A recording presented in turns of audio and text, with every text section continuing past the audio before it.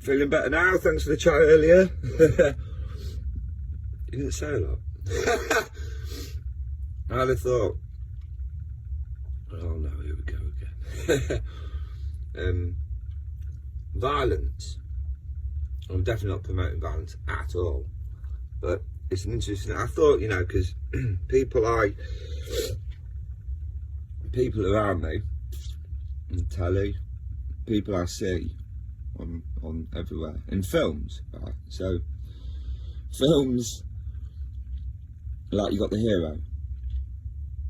So I'm thinking, straight away I'm thinking Liam Neeson, okay? His daughter's been kidnapped, and yeah, he's doing what he can to get her back.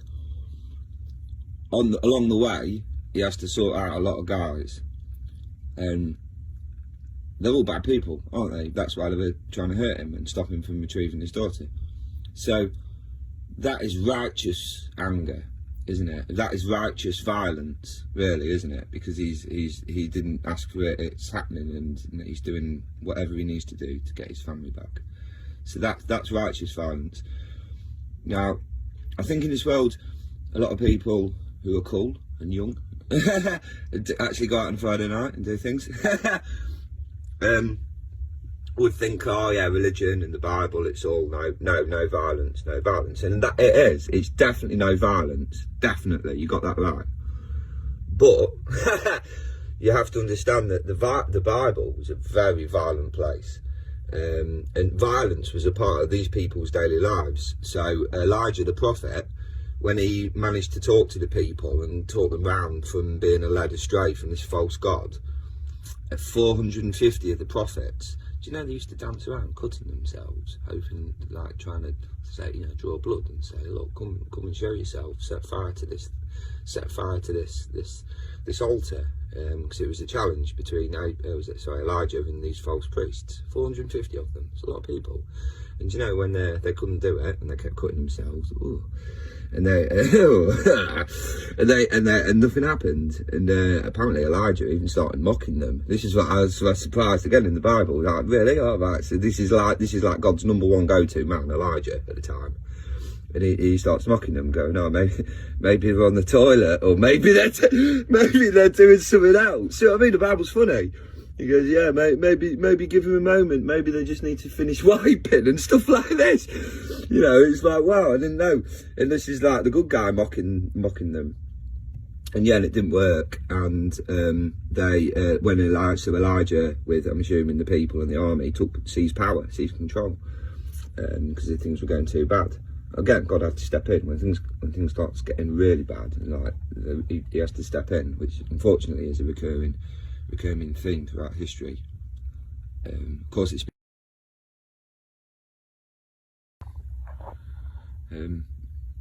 I forgot my train of thought and I went on too long then, so I had to stop the video and start again.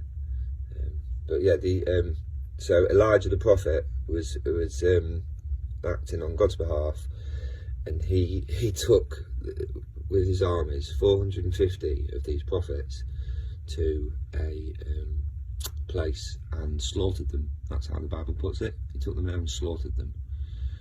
So that's violence, you know, that's swords. I don't know, it doesn't say how. It very rarely goes into exact details, and it covers such a large time span that I believe that's why you only really get the very dramatic things, and there's often not a lot of detail. So yeah, he took them and slaughtered them. Obviously no good, poisoning the people. That time had come. I guess they've been there for years and generations, and their sons had grown up in the politics, and they'd all, because originally God's people was worshipping God and doing things to God, but yeah, over time. And it's interesting that you see God let this happen. He didn't just go, oh, right a minute, right, 10 people in my kingdom have just started worshipping a false god, I'm going to put a stop to it. He didn't do that. 10 people, then 100 people, then 1,000 people. Before you know it, it got political. Then everyone stopped going, oh yeah, I prefer this. You get sweets at the end of it, or something like that. I don't know. And yeah, and all this time, because God, it's only God's people because He'd saved them originally. Like I spoke about in the other videos, where He'll help them in battles. And do you know, in one of the battles, again, violence is it's a very violent place. Everyone marched out to battle, God's people. They didn't want to be attacked, but they were, by a very powerful king. Might have been Syria, I'm not sure. They were really powerful. Syrian Empire back then. And yeah, wanted to be attacked. It might not have been Syria, but anyway, someone really powerful. They wanted to attack them, and they had twice as many men as God's people. So God's people put their armour on, went out to meet these invaders on the battlefield.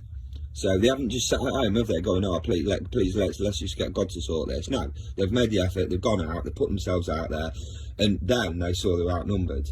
So they said, right, okay, we really need this one. So of course that's when you pray to God, who's going to anyway, before the battle, obviously. But yeah, you're gonna pray to him and say, look, we're going to be outnumbered. It says, I can't remember again the exact details, but the dude was like, look, we're here on this battlefield for you and your people. We're greatly outnumbered, and we actually think we're going to die right now. So you need to come and save us, hear us and save us. And guess what? God does stuff like that, and he did. In the Bible it says he came down, and it doesn't say how, but he says he decimated either a third or a half of the army. It might have been 2/3.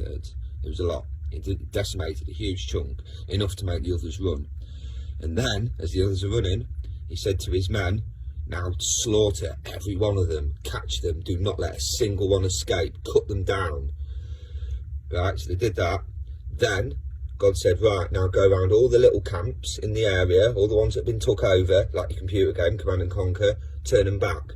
So these men who have just thought they were all going to die, now have been saved. So can you imagine the adrenaline? And like these are, as it says in the Bible, these are mighty men. It describes men as mighty men. So when it describes someone as mighty men, I imagine someone like Sparta or the 300, like always been a fighter, stuff like that. Mighty men. So I wouldn't want to fight 300 dude, would you? I wouldn't, no thanks. I'd be watching for that Spartan kick and get a headbutt or something looking down. I don't know, I'm kicking a knee in the face. Anyway. So yeah, these were mighty men.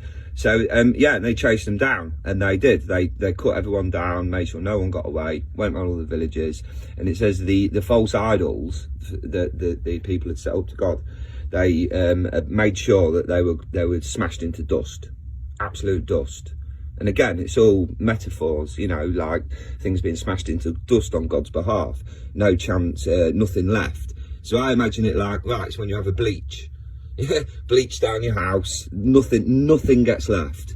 Everywhere, under the kitchen sink, even in the bathroom, under the bath panel wall, everywhere, nothing gets left. So that's what I imagine these reoccurring events in history are basically like. And I think that's why the Bible explains a lot about them, because they are exciting to read. And I must admit, like, sometimes you get a bit tired. You're like, I'll give it to the next chapter, so I've got like a marker, so I know where to start next time. And then it suddenly gets exciting again, and you like suddenly find the energy to read it again. There's some real brutal stuff in there. If I went come on here telling everyone the real brutal stuff, I don't think anyone would listen to me. So I had to start off quite nice. But there's a lot of people out there who like, and violence is a funny thing, because I saw like a Gangs of London. I see that before, and I remember thinking, that is brutal. that really is brutal. I had to really stop and go, yeah, that really is brutal. I've seen a few other things like it, but nothing as much, quite repetitively throughout the episode. And I've just seen now there's another season coming on, and it made me think, wow, why is violence so attractive? And I suppose it just is, but that led me on to thinking that all the people out there that see violence as attractive, and it's just in you, you want to watch a violent movie, violence is everywhere. No one's to be blamed. We've grown up with it. It's everywhere. Again, it's not your fault. It's not our fault. It's just what we grow up in. That applies to everyone. It's just what we grow up in. It's our environment. Look, we can't see light. We can't see what's right or wrong. We try. We can just about make it out. But when we go up to there, look, we can see the light. The light's wrong, and the clearness is right. So now we've got the bigger picture. We can see the full tree, and we can see, right, yeah, that's right, that's wrong. And then, like, you get to me, I feel like I'm here, and I think, oh, okay, right, this is easy now. I can see the bigger picture. I'm not listening to all them other lights, all them other people down there going, no, you're wrong, you're crazy. Oh, okay, right, yeah. I'm just going to carry on looking this way, because that's my goal. There he is, the man. My representation of my Lord Jesus Christ keeps me motivated. It's not over the top, is it? I suppose you could call it a shrine. A shrine. If I'm going to have a shrine, it's going to be a LED UV shrine accompanied with hard trance. That's my shrine. And guess who invented music? Oh yeah. And I had a thought on that, a fun thought. So going by the premise of the Bible, all the angels are in heaven and they've all been watching the earth.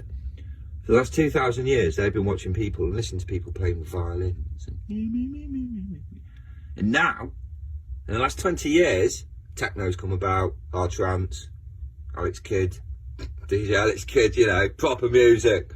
And now, the angels are like, all this time we've been listening to, you know, Tchaikovsky. And now, we've got Eddie Halliwell in the mix. And I think they'd love it. They absolutely love it.